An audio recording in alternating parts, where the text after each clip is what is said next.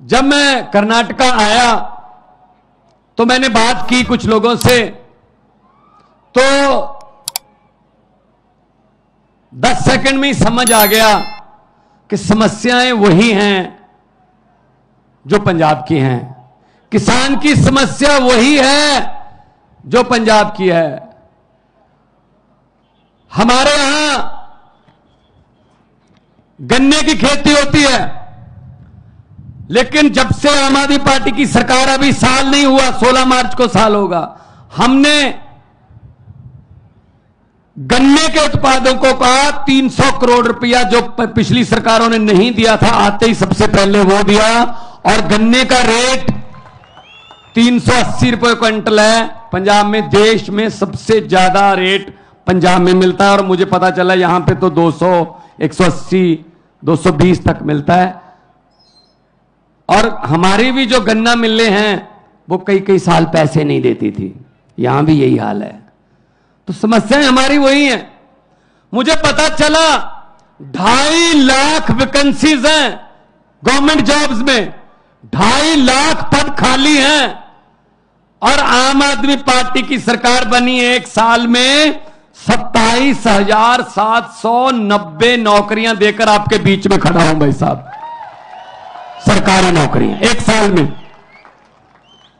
और मुझे पता चला कि कॉन्ट्रैक्ट पर जितने भी कर्मचारी हैं वो कच्चे हैं, उन पर तलवार लटकती है, कब निकाल देंगे, कब कह देंगे घर जाओ, आपकी जरूरत नहीं है।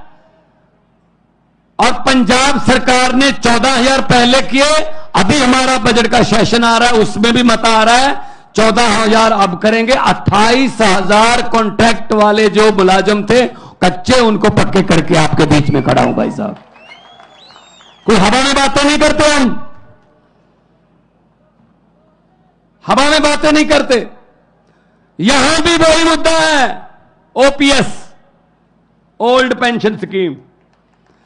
ओल्ड पेंशन स्कीम में क्या था, सरकारी कर्मचारी दफ्तर में काम करता था, जॉब करता था, तो उसकी तनख्वाह में से पैसे करते थे जीपीएफ के, ईपीएफ के।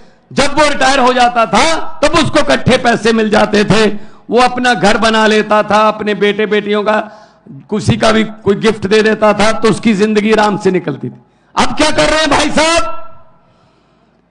अब भाई साहब का फरमान आ गया दिल्ली से, इनके पैसे काट तो लो लेकिन इनको मत दो, शेयर मार्केट में लगा दो, वहां से नीरव मोदी, विजय माल्या, ये अडानी सब ले जाएंगे, और जब तक आप रिटायर होंगे आपको कहा जाएगा बहुत बहुत धन्यवाद, आपने बहुत अच्छी सरकारी नौकरी की, पेंशन तो आपकी नीरव मोदी ले गया और अडानी ले गया। यह न्यू पेंशन स्कीम है उनकी, that's called new pension scheme.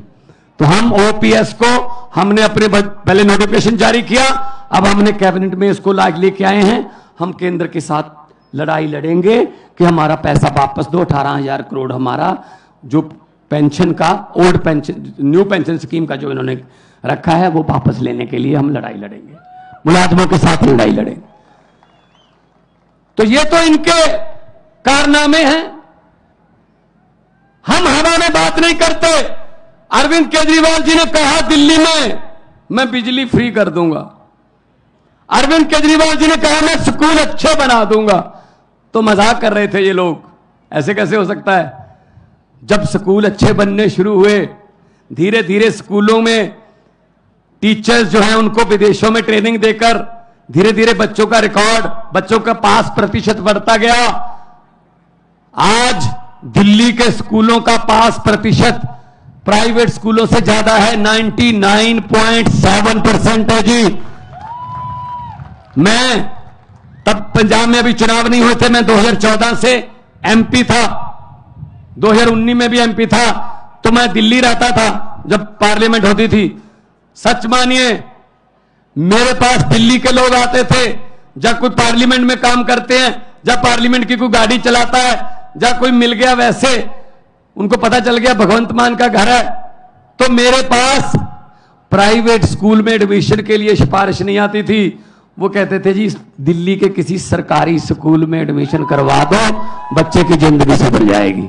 ये किया अरविंद केजरीवाल जी ने, ये किया मनीष सिसोदिया जी ने। बदले में क्या किया?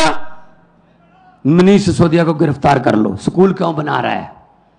अगर स्कूल बन गए तो देश के नौजवान शिक्षित हो जाएंगे, शिक्षित हो गए तो उनको समझ आ जाएगी कि वोट जो है उसकी कीमत होती है। उनको पता चल जाएगा कि वोट नफरत के नाम पर नहीं, विकास के नाम पर डाला जाता है। इसीलिए वो कहते हैं कि मनीष सिसोदिया को अंदर कर दो। अस्पताल बनाए, मुफ्त इलाज होता है दिल्ली में। चाहे आपने पैरासीटामोल से लेकर बड़े बड़े इलाज 40 लाख तक के ऑपरेशन मुफ्त होते हैं भाई साहब दिल्ली में। इन्होंने कहा क्यों, ऐसा क्यों होता है भाई? लोगों को मरने दो, ऐसा नहीं हो सकता। तो सतिंदर जैन को अंदर कर दो जिसने हॉस्पिटल बनाए। ये इनके काम चल रहे हैं। शाखाओं के हम वो पत्ते नहीं जो शाख से झड़ जाएं। आंधियों को जरा बोल दो अपनी औकात में रहें।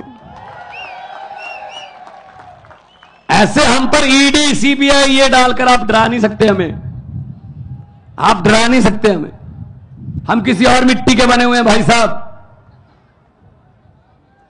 और मुझे खुशी, पृथ्वी रेड्डी जी ने मुझे बताया कि देवनागरी में सभी के खातों में 15-15 लाख आ गया है। आया नहीं? आप तो कह रहे थे आ गया सर, हमारे भी नहीं आया जी। 15 लाख की बात छोड़ दो, जो हमारे घर में 2-4 हजार रुपया पड़ा था इमरजेंसी के लिए नोटबंदी करके, वो भी निकलवा के ले गए भाई साहब। ये चल रहा है, अब ये चल रहा है। तो इसलिए हम आए हैं आपके पास। अगर आम आदमी पार्टी को मौका मिलेगा, आम आदमी को मौका मिलेगा। जैसे पंजाब में हमने आते ही करप्शन के लिए, रिश्वत खोरी के खिलाफ एक हेल्पलाइन नंबर जारी किया। भाई साहब बड़े बड़े मंत्री जो बड़े बड़े पदों पर थे आज जेल की हवा खा रहे हैं। पंजाब में जाकर देखिए या पूछिए, अखबार पढ़ लीजिए, गूगल पे आप सर्च कर लीजिए। एक मंत्री ऐसा आया है हमारे पास जो कांग्रेस के समय मंत्री था, इंडस्ट्री मिनिस्टर था, उसके घर पे छापा मारा। बाकी चीजें तो चलो मिलेंगी, कुछ रजिस्ट्रियां, कुछ कोई बैंक के लॉकर, ये वो। उसके घर से 2 नोट गिनने वाली मशीनें भी मिली हैं भाई साहब।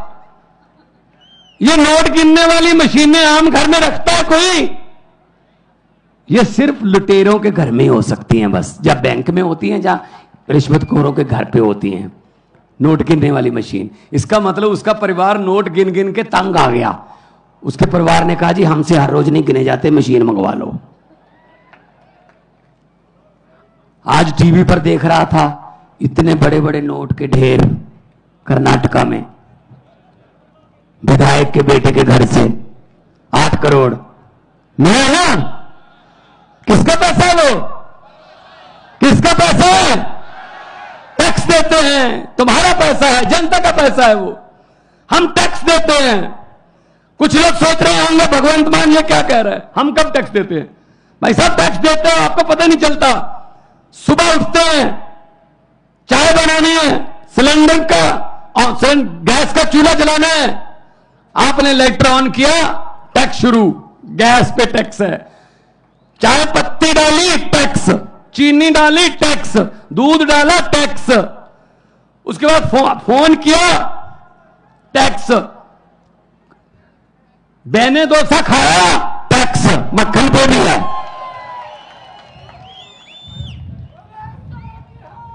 अब तो छाछ पे भी टैक्स है, आटे पे भी टैक्स है। बाजार गए, मोटरसाइकिल लेके गए, डीजल पेट्रोल टैक्स, सब्जी लाए टैक्स। शाम को डिनर करके सोचते हो सोने से पहले, शुक्र है अब कोई टैक्स नहीं है। नहीं नहीं, गलतफहमी में हो, ऊपर पंखा चल रहा है, टैक्स। भाई साहब हम तो सोते हुए भी टैक्स दे रहे हैं, जब हम सो रहे हैं तब भी टैक्स दे रहे हैं। तो इनके बेटों के घर से 8-8 करोड़ के पैसे मिलते हैं। 8 करोड़ तो वैसे एक छोटी सी झांकी है। तो ये चीजें खत्म करनी है। तो सफाई करनी पड़ेगी। और सफाई के लिए कौन सा यंत्र यूज होता है? झाड़ू। झाड़ू चलेगा। इन भ्रष्टाचारियों को मैं कहना चाहता हूं कि जितने मर्जी इकट्ठे कर लो पैसे, हीरे, मोती, मगर ख्याल इतना रहे कफन पे जेब नहीं होती। सब कुछ यही रह जाता है भाई साहब। गरीब की बद्दुआ मत लो। गरीब की बद्दुआ परमात्मा की दरगाह, एक ही बात है, सीधी बात है। तो ये चल रहा है हमारे देश में। और वो आते हैं तरह तरह की बातें सुना के चले जाते हैं, तरह तरह की बातें। एक गांव था, वहां पे भैंसें चोरी होने लगी।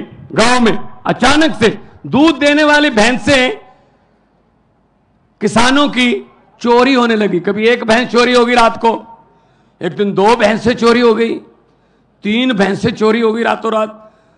तो गांव वाले, एक साधु संत था, गांव में रहता था बाहर, उसके पास गए, संत जी हमारी तो भैंसें चोरी होने लगी हैं, कोई उपाय बताइए, बताइए क्या करें, कौन चोरी कर रहा है। तो संत महात्मा ने कहा एक चद्दर ओढ़ लेना, ऊपर चारों कोने पकड़ के 4 आदमी खड़े हो जाना और पूरे गांव को चद्दर के नीचे से ऐसे बोल देना कि वो नीचे से चले जाएं, गुजर जाएं नीचे से। तो जिसने भैंस चोरी की होगी वो जैसे ही चद्दर के नीचे से गुजरेगा वो मर जाएगा। भाई साहब अनाउंसमेंट कर दी, चद्दर ओढ़कर 4 आदमी खड़े हो गए। सारा गांव चद्दर के नीचे से जा रहा है, जा रहा है, जा रहा है, पूरा गांव निकल गया चद्दर के नीचे से, कोई नहीं मरा। तो साधु संत से पूछा सर मरा ही नहीं कोई। तो साधु ने कहा जो चोरी करते हैं उनको तो चद्दर पकड़ा रखी थी, मरेगा कैसे, वो तो निकले ही नहीं चद्दर के नीचे से। तो भाई साहब चोरों को तो चद्दर पकड़ा रखी है देश की, और चोर ढूंढ रहे हैं अपने आप में से हम। ये बीजेपी, कांग्रेस, जेडीएस, ये सब चोर हैं, सब चोर हैं। ये इनको निकालो बाहर, इनको जनतंत्र से इनको निकालो बाहर, उसके बाद पकड़ेंगे इनको कि कितना किसने नुकसान किया। अभी मुझे पत्रकार पूछ रहे थे ये करप्शन से, भ्रष्टाचार से देश का कितना नुकसान हो गया होगा। मैंने कहा जी ये वो वाली बात है, एक दुकान में चोरी हो गई, कोई दुकान थी छोटी सी कोई पंसारी की, चोरी हो गई। तो अगले दिन गांव के लोगों को पता चला चोरी हो गई। उस गांव में जो दुकानदार है उसके पास अफसोस करने के लिए आने लगे। ऐसे ही उसने रेवड़ी वेवड़ी रखी हुई थी, वो जनवरी के दिन थे, तो जो भी आता था ऐसे रेवड़ी उठाई 10-15, 2-4 मुंह में डाल के बोले यार बहुत अफसोस हुआ, कितने मुझे पता चला चोरी हो गई। कहते हाँ जी चोरी हो गई। 1 आया, 2 आए, 10 आए, 15 आए।